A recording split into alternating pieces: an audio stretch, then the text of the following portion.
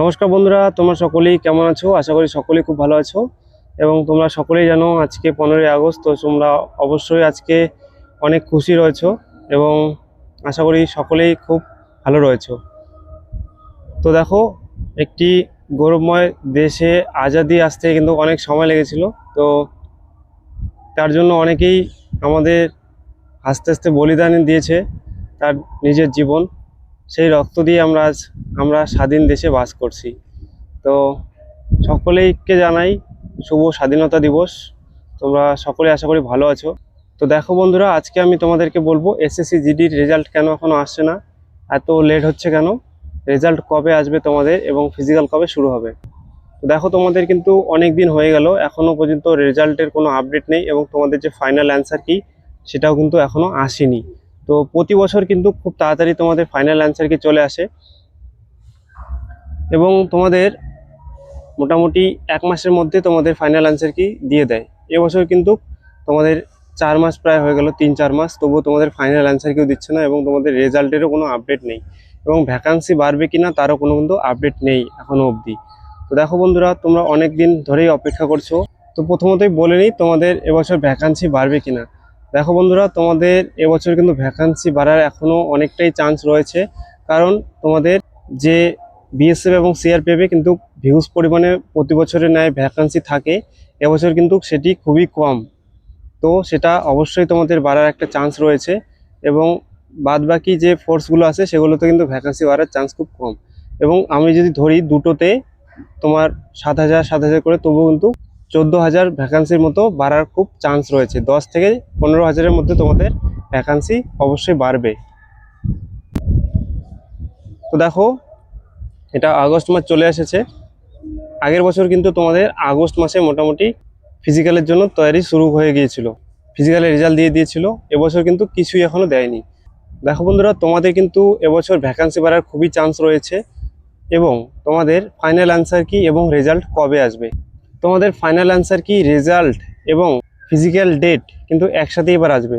এবছর তোমাদের ফিজিক্যাল এবং মেডিকেল একসাথে হওয়ার খুবই চান্স রয়েছে, কারণ নেক্সট ইয়ার তোমাদের যে সিআইএসএফের যে ট্রেনিং শিডিউল সেটা কিন্তু অলরেডি সিলেক্ট হয়ে গিয়েছে।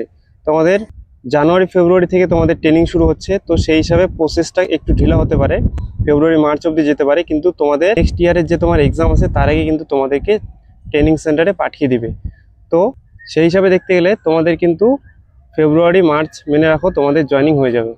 এই মাসের মধ্যে তোমাদের কিন্তু ফিজিক্যাল মেডিকেল সব কিছু হয়ে যাবে এবং ফাইনাল রেজাল্ট তোমাদের দেখতে পাবে ডিসেম্বরের দিকে। ঠিক আছে, ডিসেম্বর বা জানুয়ারির প্রথম উইকে তোমরা ফাইনাল রেজাল্ট দেখতে পাবে।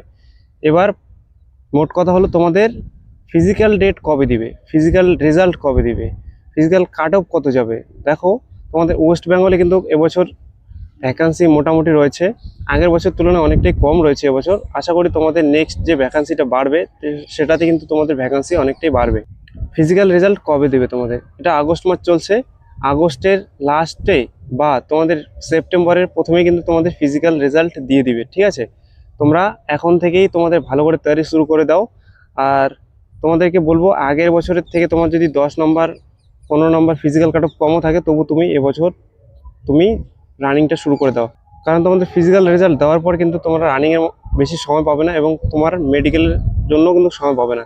তোমার ফিজিক্যাল মেডিকেল কিন্তু এবছর একসাথেই হতে চলেছে। তো তোমরা আশা করি এর জন্য ভালো করে প্রস্তুতি নিয়ে রাখো এখন থেকে।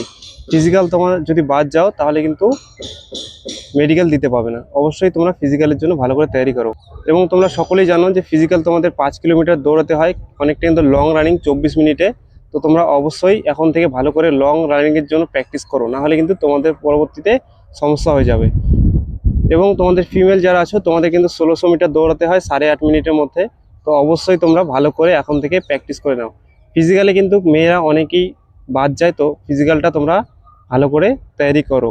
এবং মেডিকেল ফিজিক্যাল না পাস করতে পারলে কিন্তু তুমি মেডিকেল দিতে পারবে না। তো তোমরা অবশ্যই মেডিকেলে তোমার যদি ছোটো মোটো প্রবলেম থেকে থাকে, যেমন চোখের প্রবলেম, দাঁতের প্রবলেম, এগুলো কিন্তু দেখে, ক্যারি অ্যাঙ্গেল, নকনি, এগুলো কিন্তু দেখে সেখানে। তো অবশ্যই তোমরা সেগুলোকে এখন থেকে ঠিক করে নাও।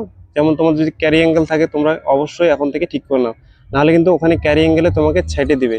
তো অবশ্যই তোমরা ভালো করে এখন থেকে প্রিপারেশন নাও এবং তুমি তোমার রানিংটাকে কন্টিনিউ রাখো।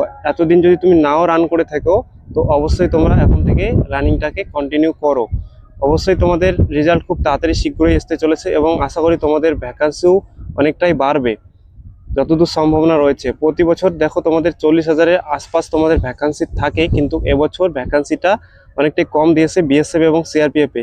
তো সেই হিসাবে দেখতে গেলে তোমাদের কিন্তু ভ্যাকান্সি অনেকটাই বাড়ার চান্স রয়েছে এখনও। রেজাল্টের আগে তোমরা অবশ্যই তোমাদের ভ্যাকান্সি বাড়তে দেখতে পাবে।